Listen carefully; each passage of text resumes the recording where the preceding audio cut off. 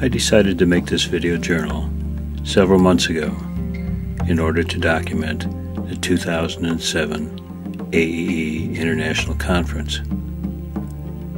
I soon realized that all I can document is what I experienced, and beyond that, I can only really document those things that I was able to video.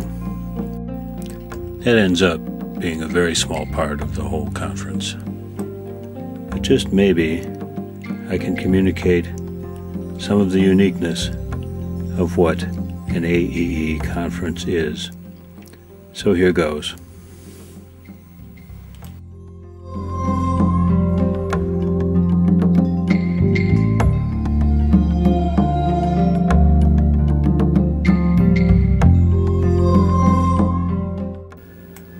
On one level, an AEE conference is an incredibly complex thing, with logistics which certainly rival those of one of our never-ending political campaigns.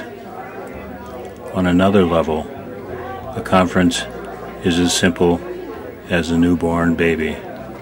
So Gracie is a result of AEE conferences. Her mom and I met at the Vancouver, British Columbia conference, and voila! There you go. Baby. It doesn't get any better than that, does it? It sure doesn't. Right. Two extremely important components of any AEE conference are the conveners and the speakers.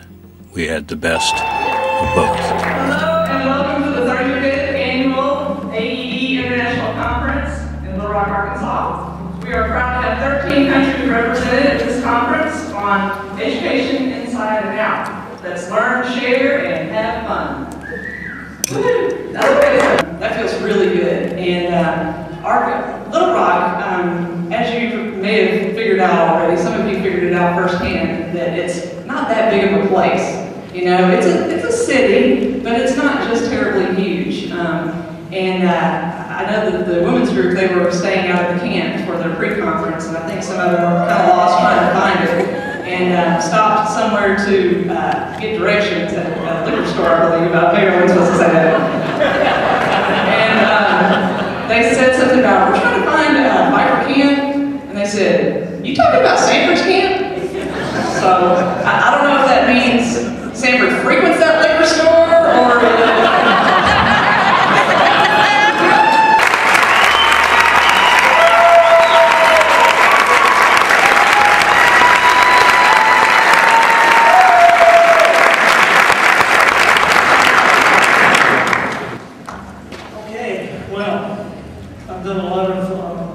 regional AEEs over the years, and it's real different to a regional down in Boone, North Carolina, or Bend, or something to stand up in front of y'all. So I thank you for the privilege, and I'm really glad to be here.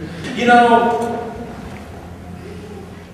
I've been coming to AEE conferences for a long time, and I've seen the speakers who have spoken and various situations, and when I've sat in the audience, I thought, if I ever got the opportunity to speak to the whole association, what would I talk about? This is probably maybe in my career my one chance, so that's what I'm going to do. But the reason I said that is I just can't stress to you too strongly how important it is what you do and how important it is in the lives of our young people. I would rate that what you do as experiential educators, it's right up there with neurosurgery and orthopedic surgery and flying 747s and sending space shuttles to into outer space. What you do is so critically important. And I just wanted to, the reason I like that quote from Whitehead, because if it's not done well, it destroys people's lives. And Whitehead was, for him to express savage rage at anything that would destroy human potentiality, I think is very, very important. I think that unites us all, regardless of the diversity and the kind of type of experiential that we have. I'm going to explain what I mean by these things here as we go. But the first is a common set of epistemological assumptions. Now, the word epistemology in philosophy is simply the study of knowledge, of how we know anything. And I think for educators, epistemology is as foundational to educators as anatomy is to the medical profession. You don't know anatomy, you can't engage in medical practice. And I want to suggest that the first thing that unites us all, and I'm going to explain what I mean by this here in a minute in more detail, is a common set of epistemological assumptions.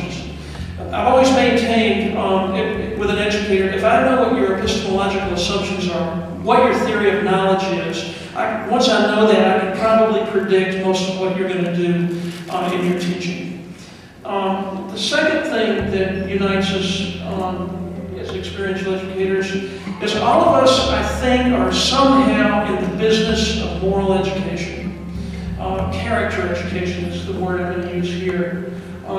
That we all, in one way or another, engage in the character development of the people that we work with. And I'm going to, again, explain some of that stuff in more detail as we go through. And the kind of how much power they have. And I didn't do it because I figured I've slighted you to death. But I guarantee you, if you were to take the financial resources of all of those organizations and add them together, and how much money they have, and how much power they have, and then you were to take our big money people, I guarantee you they are going to be worth a fraction of the resources that props up much of traditional education. Ben Franklin's reputed to have said, "Gentlemen, we better hang together, because if we don't, we shall surely hang separately." And my point is that those two young women could sit down together and they could focus on what divides them. And it would be very easy for them to focus on what divides them. But what I was struck by, what divided them, was minuscule as compared to what united them. Their common, the epistemological assumptions, what they were doing were the same. What they were fighting against were the same.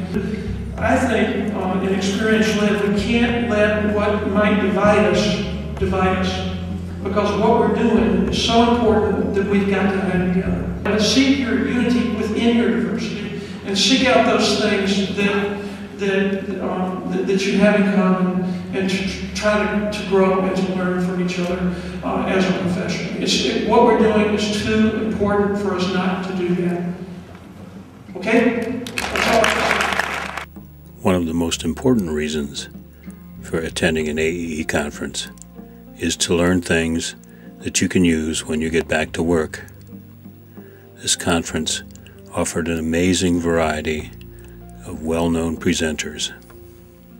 The next 55 minutes are going to be me offering you some things that have to do with your participation, with your experiences out there. And once a person's being entertained, and you know this as an educator, they're going to learn better. We're going to say a word, and the word is mingling. And we're going to be mingling, mingling. Oh, mingle away, mingle this way, mingle this way. And there's going to be a lot of mingling going on. You're going to hear lots of mingling. And slowly now, mingle, and say mingle, mingle, mingle. Mingle, mingle, mingle, mingle, mingle, mingle, mingle, mingle,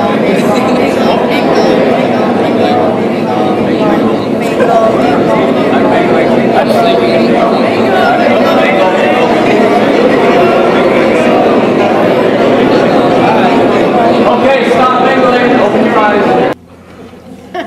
When you go home from this today, they say, hey, what did I learn? Hey, I learned how to mingle. That's what I'm looking for. I'm looking for the trust that comes from that caring, I care for you comment. The things that we want to do, and I just wanted to give you an example of something you can do, both to develop trust, that is that feeling that you have your eyes closed and you're making physical contact with somebody, even if it is just holding hands. And that level of communication that develops between you that is not the communication that you're used to, where you can say, I'm here, you're there, now we're right. You're saying something that had nothing to do with anything except something that you chose to say. I hope you enjoyed this first segment. More will be posted as I get them finished.